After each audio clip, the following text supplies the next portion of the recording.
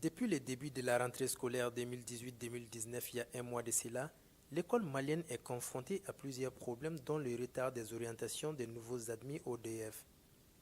Mais depuis quelques jours maintenant, chaque élève connaît déjà son lieu d'affectation. Selon les directeurs de la cellule de planification et des statistiques du ministère, ce retardement est dû à un certain nombre de causes. S'agissant des critères que nous avons utilisés cette année, il faut dire que très généralement les critères sont en fonction de trois facteurs.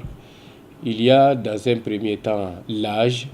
Dans un second temps, nous tenons compte de la scolarité de l'enfant au second cycle.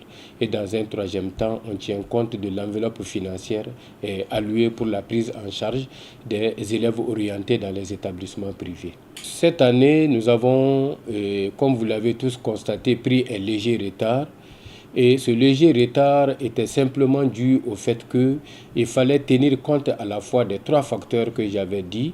Et manifestement, un des facteurs, c'est-à-dire le dernier, à savoir l'enveloppe financière, posait problème. Outre de ces problèmes d'orientation, un autre problème s'ajoute, il s'agit des arriérés de subventions que l'État doit aux établissements privés.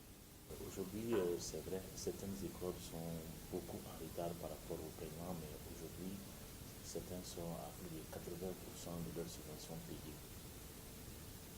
Nous savons que le Mali, ce n'est pas seulement Bamako. Le Mali, c'est un grand, il y a beaucoup de régions qui ont tout payé. Pratiquement, le problème se trouve sur quelques régions plus Bamako. Donc, je crois que c'est à Kaï et à Bamako qui fait beaucoup de problèmes. Pour moi, si c'est un problème de gestion, les différentes autorités doivent vraiment prendre des précautions pour que de telles choses ne puissent pas arriver.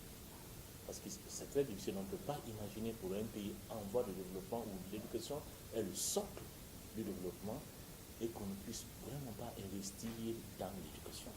Et qu'on se dise que ces écoles privées qui viennent en appoint pour aider l'action gouvernementale pour le développement, et que ces écoles d'abord, ces subventions-là sont très faibles, très maigres, et ces maigres subventions aussi, s'il faut que cela ne soit pas payé durant l'année en cours, l'argent vient après la formation.